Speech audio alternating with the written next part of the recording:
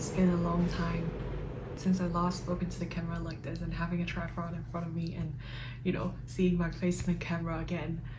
All of this feels like so long ago, but also at the same time really felt like just yesterday.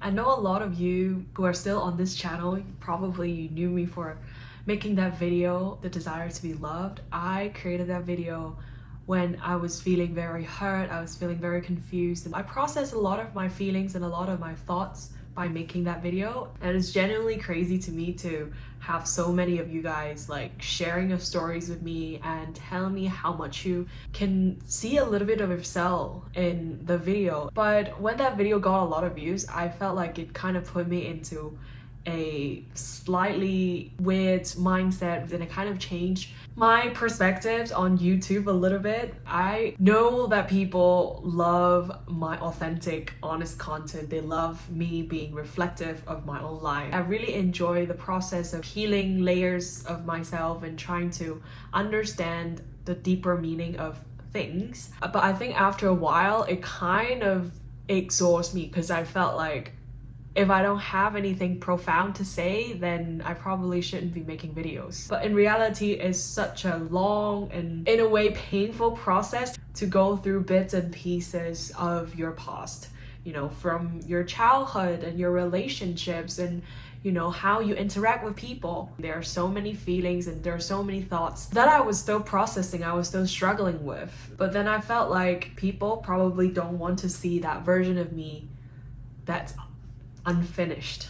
Now I know that this is kind of a wrong mindset. Like, I shouldn't give myself that much pressure and I shouldn't create content for others. I should have just created for myself. When I stopped creating, I really didn't expect it to be such a long period of time of not uploading. But I guess after a while, it kind of takes a lot more courage than before to pick up the camera again, to start doing something again. And I guess I lost that momentum to creating. But during this time, a lot has changed. I moved out of London. I went back to China. As a foreigner in London, obviously you can blend in quite easily because there are a lot of people from everywhere.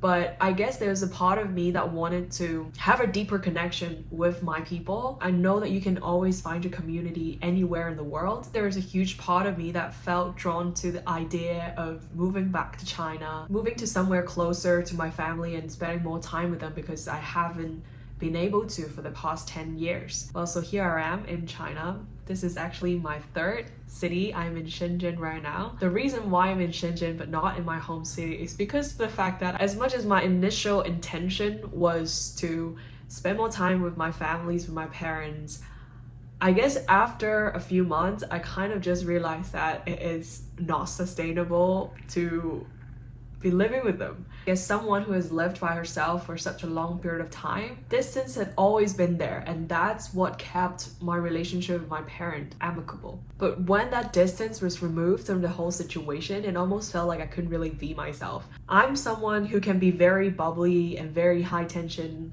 and I give it my 100% when I'm out there with people, but as soon as I come back to my own personal space, I need my silence. I need to have the space to decompress, to kind of just do whatever. So I moved to Yunnan. Well, Yunnan, it's in the southwestern part of China. I stayed there for like a month and a half or something, and I absolutely enjoyed it.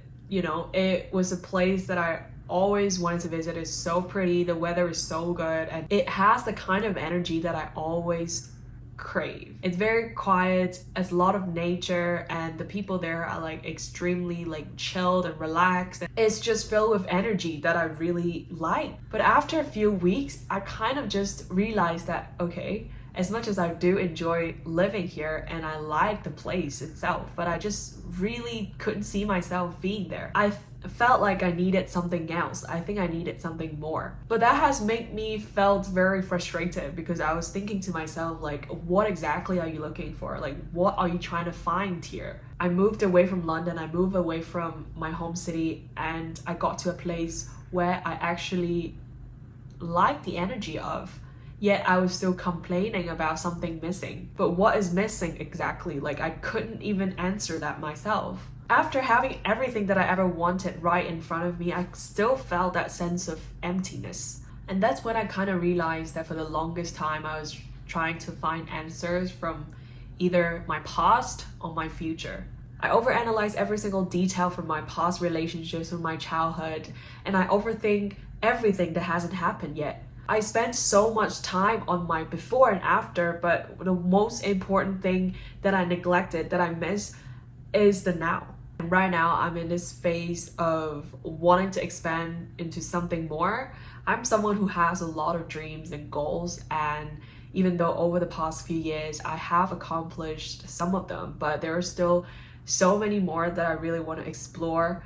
So that's the reason why I moved to Shenzhen, and that's the reason why I've decided to settle for some time, because I really need that space for myself to experiment, to try out things that I haven't explored yet. And I think it's really important for me to have this period of quietness, this period of hustling and grinding, because at the end of the day, you know, pushing through is pushing through. Like, if you want something so bad, you do need to work hard for it, and nothing can replace the effort you invest in it. Even though we do need to be gentle with ourselves throughout the whole process without pushing ourselves too much to a point of burning out. I don't know what the future will bring. I have high hopes, but I don't want to get too far ahead of myself, so I'm trying to lower my expectation and just trying to live every day as it is.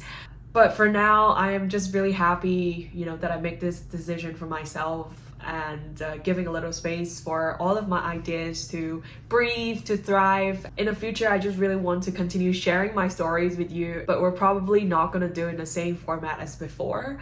Obviously, I really enjoy making those cinematic, introspective, reflective videos, but I realize that it's not really a sustainable format to keep posting. So I'm just gonna post whatever I want, whatever feels real and authentic to me. I just really want to say thank you for sticking around, and I hope you're well and have a lovely day.